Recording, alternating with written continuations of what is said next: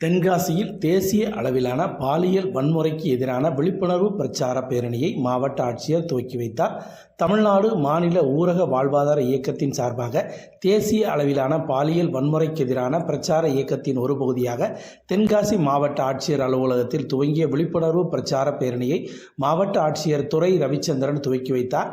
இந்த விழிப்புணர்வு பேரணியில் பாலின சமத்துவம் மற்றும் பொருளாதார சமத்துவம், வரதட்சணை கொடுமை, பெண் சிசு கொலை, கல்வியில் பெண்களின் பங்கு, குழந்தைகள், பெண்களுக்கு எதிரான பாலியல் வன்முறை, பணியிடங்களில் பெண்களுக்கு ஏற்படும் பிரச்சனைகள், பெண்களுக்கு சொத்துரிமையில் பங்கு போன்றவைகளை வெளிப்படுத்தும் வகையில் துண்டு பிரசுரங்களை விநியோகித்தும் கோஷங்களை எழுப்பியவாறு மேம்பாலம், கூலக்கடை பஜார், கீழ ரதவீதி, பிரசித்தி பெற்ற காசி விஸ்வநாதர் ஆலயம் வரை பேரணியாக சென்றனர். இந்த பேரணியில் தமிழ்நாடு மாநில ஊரக வாழ்வாதார இயக்கத்தின் வட்டார இயக்க மேலாளர்கள், வட்டார ஒருங்கிணைப்பாளர்கள், மகளிர் சுய உதவிக்குழு உறுப்பினர்கள், பெண் காவலர்கள் என 100க்கும் மேற்பட்டோர் இந்த பேரணியில் கலந்து கொண்டனர்.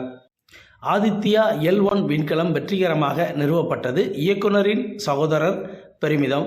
சூரியனின் வெளிப்புற பகுதியை ஆராய்ச்சி செய்வதற்காக ஆதித்யா L1 விண்கலம் சிறிகரக்கோட்டாவில் உள்ள ஏவுதளத்தில் கடந்த செப்டம்பர் மாதம் விண்ணில் செலுத்தப்பட்டது. சந்திரயான் 1 திட்டத்தில் சமூகத்தைச் சேர்ந்த மயில்சாமி அண்ணாதுரை, சந்திரயான் 2 திட்டத்தில் வனிதா, சந்திரயான் 3 திட்டத்தில் வீரமுத்துவேல், மங்கள்யான் திட்டத்தில் அருண் சுப்பையா ஆகியோர் திட்ட இயக்குநர்களாக இருந்து திறம்பட செயலாற்றினர். அந்த வகையில் ஆதித்யா L1 திட்ட இயக்குநராக தமிழகத்தைச் சேர்ந்த நிகர்சாஜி செயல்பட்டு விண்ணில் ஏவி வெற்றிகரமாக செயல்பட்டார். இவர் தென்காசி மாவட்டம் செங்கோட்டை பகுதியைச் சேர்ந்த ஷேக் மீரான் சைதுல் பிவி தம்பதியரின் 3வது மகளாவார். இவருடைய சகோதரர் ஷேக் சலீம் சென்னை IITயில் முனைவர் பட்டம் பெற்றவர். பெங்களூரில் விஞ்ஞானியாக சில ஆண்டு காலம் பணியாற்றி அதன்பின் ஆழ்வார்குறிச்சி பரமக்கல்யாணி பேராசிரியராக பணியாற்றி ஓய்வு பெற்றவர்.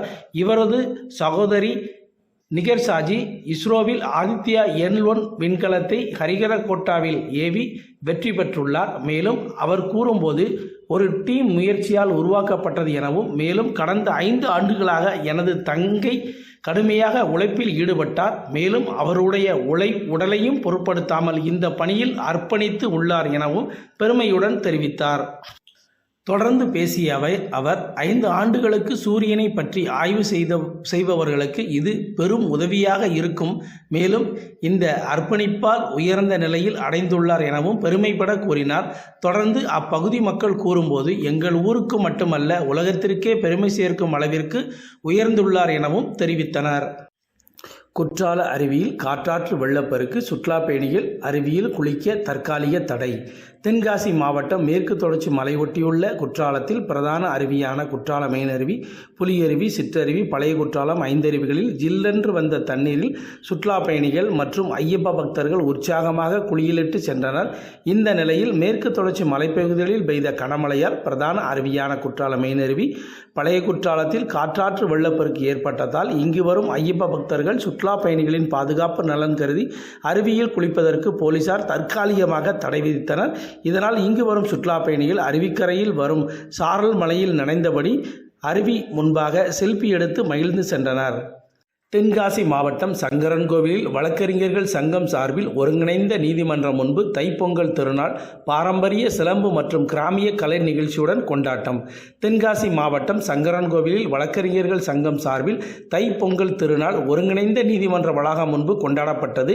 இதனை ஒட்டி நீதிமன்றம் முன்பு கரும்பு, மஞ்சள், குலை தோரணங்கள் கட்டப்பட்டு அலங்கரிக்கப்பட்டு வைக்கப்பட்டன. தொடர்ந்து கூடுதல் மாவட்ட உரிமையியல் நீதிபதி நரசிம்மமூர்த்தி, குற்றவியல் நீதித்துறை நடுவர் சிவா ரமேஷ், மாவட்ட உரிமையியல் நீதிமன்ற நீதிபதி மகாலட்சுமி, சங்கரன்கோவில் MLA ராஜா ஆகியோர் பங்கேற்று பொங்கல் பானையில் அரிசியிட்டு கரண்டியால் பொங்கல் பானையில் உள்ள அரிசியையும் கிண்டி தொடங்கி வைத்தனர். தொடர்ந்து நாட்டுப்புற இசையுடன் வழக்கறிஞர்கள் சிலம்பம் ஆடி தைப்பொங்கல் திருநாளை வெகு விமரிசையாக கொண்டாடினர். இதில் வழக்கறிஞர்கள் சங்கத்தைச் சேர்ந்த ஏராளமானோர் கலந்து கொண்டனர். மேலும் மாவட்டத்தில் தனியார் கலைக்கல்லூரிகள் மற்றும் நகராட்சி மற்றும் பேரூராட்சிகளிலும் வெகு விமரிசையாக பொங்கல் விழாவை கொண்டாடினர். உஜ்வாலா யோஜனா திட்டத்தின் கீழ் இலவசமாக எரிவாயு இணைப்பு வாங்கி பயனடைந்ததிலிருந்து எங்கள் குடும்பத்தில் சந்தோஷமாக குழந்தைகளுடன் வாழ்ந்து வருவதாக பெருமையுடன் கூறிய தென்காசி மாவட்டம் சுரண்டை குடும்பத் தலைவர்கள் பாரத பிரதமருக்கு நன்றி தெரிவித்தனர்.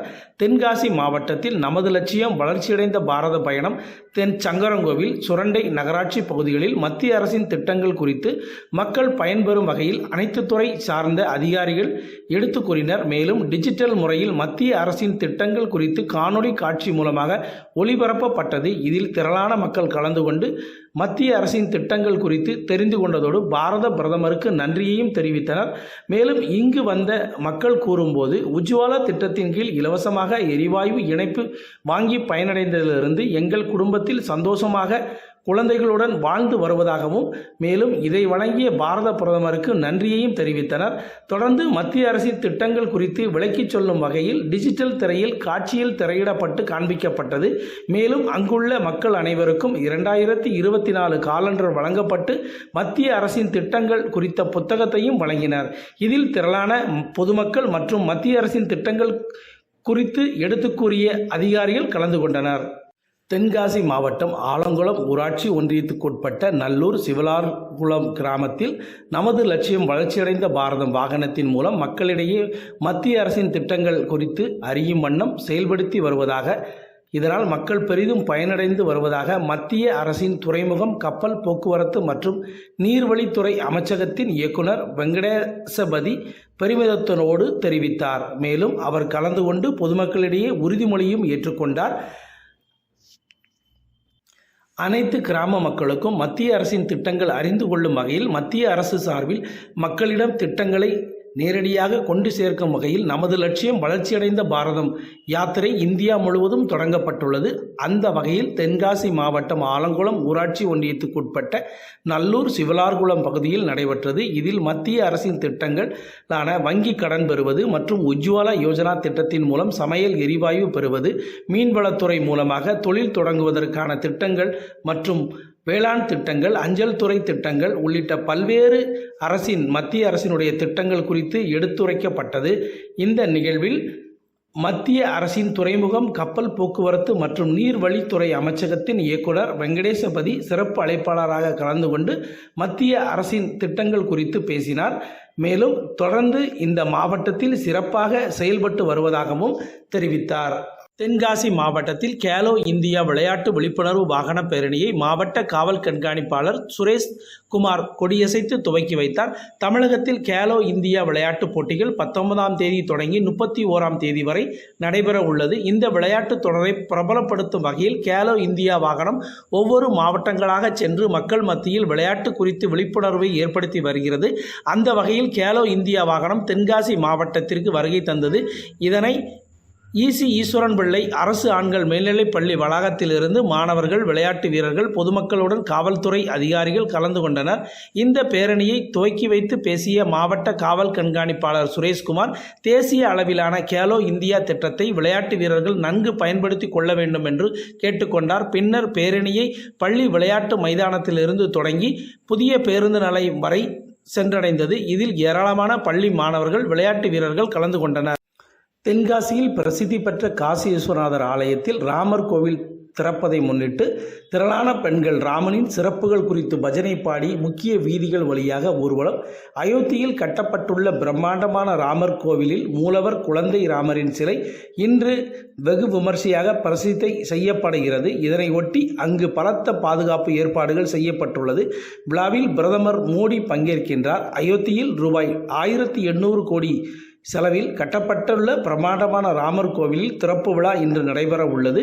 இதற்கான விரிவான ஏற்பாடுகளை பாரத பிரதமர் தலைமையில் நடைபெறும் இவ்விழாவில் நாடு முழுவதிலும் இருந்து 8000க்கும் மேற்பட்ட முக்கிய பிரமுகர்கள் பங்கேற்கின்றனர்.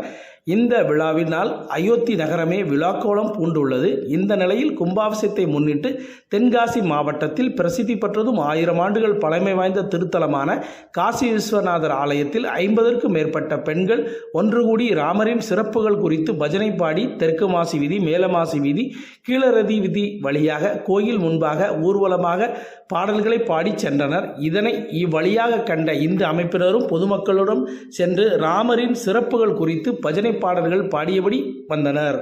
தென்காசி மாவட்டம் குற்றாலத்தில் பிரசித்தி பெற்றதும் 1000 ஆண்டுகள் பழமை வாய்ந்த குற்றாலநாதர் ஆலயத்தில் ராமர் கோவில் கும்பாபிஷேகத்தை முன்னிட்டு சிறப்பு அன்னதானம்.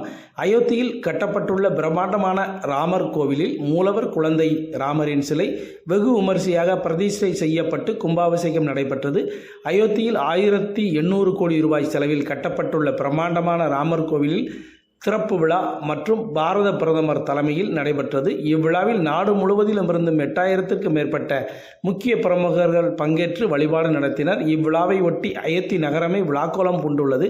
இந்த நிலையில் கும்பாபிஷேகத்தை முன்னிட்டு தென்காசி மாவட்டம் குற்றாலத்தில் 1000 ஆண்டுகள் பழமை வாய்ந்ததும் பிரசித்தி பெற்ற தலமான குற்றாலநாதர் ஆலயத்தில் சிறப்பு பூஜைகள் செய்யப்பட்டு வழிபாடு நடத்தப்பட்டது. தொடர்ந்து அட்சதை பிரசாதம் வழங்கப்பட்டது. தொடர்ந்து அறுசுவை உணவோடு 200க்கும் மேற்பட்ட பக்தர்களுக்கு அன்னதானம் வழங்கும் விழாவை பாரதிய ஜனதா கட்சியின் தலைவர் ராஜேஷ் ராஜா கலந்து கொண்டு அனைவருக்கும் அன்னதானம் வழங்கும் திட்டத்தை துவக்கி வைத்தார். இதில் திரளான தொண்டர்கள் மற்றும் பக்தர்கள் கலந்து கொண்டனர். தென்காசி மாவட்டத்தில் சிறப்பு சுருக்கு முறை திருத்தம் அடிப்படையில் இறுதி வாக்காளர் பட்டியலை அனைத்து கட்சி பிரதிநிதிகள் முன்னிலையில் மாவட்ட ஆட்சியர் துரை ரவிச்சந்திரன் வெளியிட்டார். நாடாளுமன்ற மக்களவையின் பதவிக்காலம் ஜூன் மாதம் 16ஆம் தேதி முடிவடைகிறது. 18வது நாடாளுமன்ற மக்களவைத் தேர்தல் வருகின்ற ஏப்ரல் அல்லது மே மாதத்தில் நடைபெற உள்ளது. இதனை ஒட்டி நாடாளுமன்ற தேர்தலுக்கான ஆயத்த பணிகள் இந்திய தேர்தல் ஆணையம் தீவிரமாக ஈடுபட்டு உள்ளது. நாடாளுமன்ற தேர்தலுக்கு அறிவிப்பு மார்ச் இறுதி வாரம் அல்லது ஏப்ரல் முதல் வாரம் வெளியாகும் என தெரிகிறது. இதற்கான வரைவு வாக்காளர் பட்டியல் வெளியிடப்பட்டு வருகிறது. அந்த வகையில் தென்காசி மாவட்ட ஆட்சியர் அலுவலக கூட்டரங்கில் திமுக, காங்கிரஸ், அதிமுக, பாஜக உள்ளிட்ட அனைத்து கட்சி பிரதிநிதிகள் முன்னிலையில் இறுதி வாக்காளர் பட்டியலை மாவட்ட ஆட்சியர் துரை ரவிச்சந்திரன் வெளியிட்டார். மாவட்டத்தில் சங்கரன்கோவில், வாசுதேவநல்லூர், கடையநல்லூர், தென்காசி மற்றும் ஆலங்குளம் என 5 சட்டமன்ற தொகுதிகளில் மொத்த வாக்காளர்கள் எண்ணிக்கை 13,21,679 நபர்களும். இதில் ஆண் வாக்காளர்களை விட பெண் வாக்காளர்கள் அதிகமாக உள்ளனர். அந்த வகையில் வாக்காளர்கள் 6,46,907 நபர்களும், பெண் வாக்காளர்கள் 6,74,616 நபர்களும் உள்ளனர். மூன்றாம் பாலினத்தவர் 156 நபர்கள் உள்ளனர். இதில் பதட்டமான வாக்குச்சாவடிகள் 89 உள்ளதாகவும் கடந்த நாடாளுமன்ற தேர்தலை விட தற்போது குறைந்துள்ளதாகவும் மாவட்ட ஆட்சியர் தெரிவித்தார். தென்காசி மாவட்ட செய்திகளுக்காக செந்தில்.